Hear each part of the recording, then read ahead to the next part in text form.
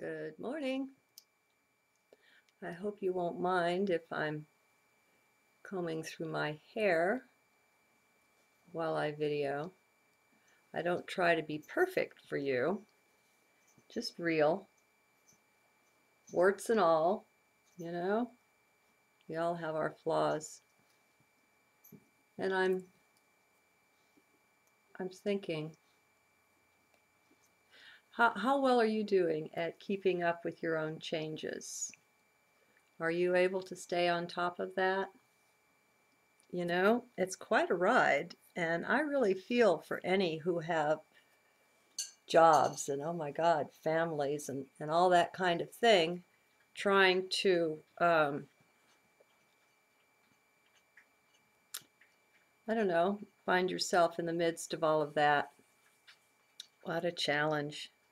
Here I have all this silence, all this quote unquote free time, and it's all I can do to keep up. So, how about you? Are you noticing how you're changing? We all are. Bar none, we're all changing tremendously. Um, I'm in the process of uploading all 6 journals that flowed through on the 17th. And just as a, little technical note, any of my journals, I'll say what the day is and the date, well, and the Mayan day and so on. And I also give the order that they came in. And so if any journal is labeled first, you can go in Scribd on the transcript, you can go to the bottom of that and you'll get to see the rest of the journals that came on that day. I list them and keep track of them that way. So any of the journals that say they were the first one done on that day. And so on the 17th, there were what amounts to 6 of them, and it was an amazing flow. Only the first one was written, all the rest of them were live.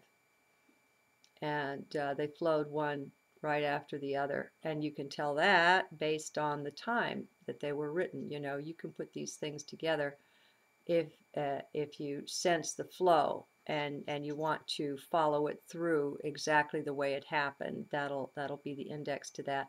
I'm making it easy with this set because I'm just uploading them one right after another. But very frequently, you know, they're scattered all over the place. You never know when something's getting uploaded. And it's always changing, so there's no rules for that. Anyway, the journaling I've done already today is deeply amazing, and I know I'll get that up. But I want to finish with the flow from the 17th first. And it just makes me humble, friends. It's hard to have an identity in the midst of sufficient humility to be open to life and to what it brings. Not a false humility, but here, let me try this on you. We've all listened to various teachers spout their stuff, and it's a dance that we do when something's flowing through us. I'll step out and say that there's no true teacher anywhere in the world, any when, in any day or age, that will set themselves up as better than you in any way.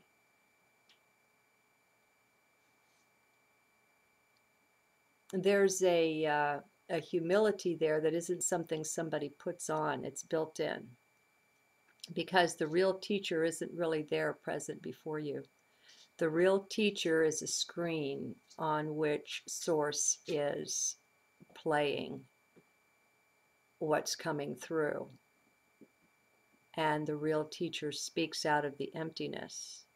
And this kind of teaching doesn't come through when there's still too much ego present, because it can't. Man cannot do this, not man as we conceive man to be. as we're awakening to the higher self, which everyone has, whether we have access to it, whether we've lost it or not, we all have this. We all are this. And as we're awakening up and into that, because we're already in it, it's not something, well, yes, it's there already, but I have to wait to step into it. That's not it either. All of that is just mind trying to figure out the impossible. It's not figurable in a linear way. So you are already that, and that is what's speaking to you. And I could even say, are you ready for this? Be in heart. That is what's speaking through you. It only appears to come from outside. It only appears to come from the other. It doesn't. If you're hearing it, my friend, you're speaking it to yourself. You've chosen to speak this at this time to you, or you simply wouldn't be hearing it now. You see where I'm wandering here? You want to join me? Come on in. Water's fine. Okay, so I was speaking about humility. Now we have this area where these words are coming from that we can occupy consciously, just to put some words on it. You know, words don't work here. Follow the energy. And we have this. And we perceive from here, and we are here. And this is, there's no words, okay? I like Buddha. Undifferentiated suchness. Undifferentiated into a you or a me, a this or a that. Undifferentiated entirely. All one. No boundaries, no limits, no edges. No properties of any kind. Undifferentiated, and then suchness. Haha, very good.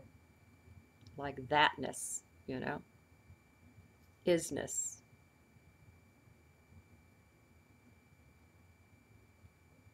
I guess in a way it can't even really be being, because then you'd have to oppose that to non-being, and it's both of those, and so you've got another polarity going.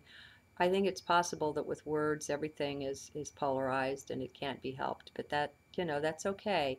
We're using the words as a conduit for the energy that communicates. And in entering inner self, we're more than able to pick up what's being said. Okay, so there's that. Now, let's look at self, walking around in 3D as a body, as a particular awareness, having a conscious mind that does not perceive the fullness of self. This walking around aspect or element here in 3D is certainly not self. This isn't the I. This is a, and I'm just going to throw some words to it. I'm going to put an image to it. Don't get stuck in the image, but let's just say you're the higher self. And from the heart, from the essence, the core of that higher self you are, you're projecting a ray of light, of energy. And in 3D, that ray crystallizes as your form. That's one way to look at it. There are endless ways. Play amongst all of them. Don't get stuck on or attached to any of them. Play. Please play. Your heart will guide you as you play, but you've got to do the playing first. Your heart has nothing to speak on. You know, thou wast neither hot nor cold, and so I will spew thee out of my mouth. Be hot, be cold, just don't be bump on a log. All right, where am I with this?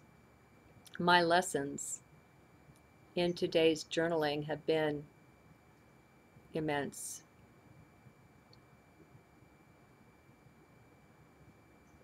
Things happen serendipitously.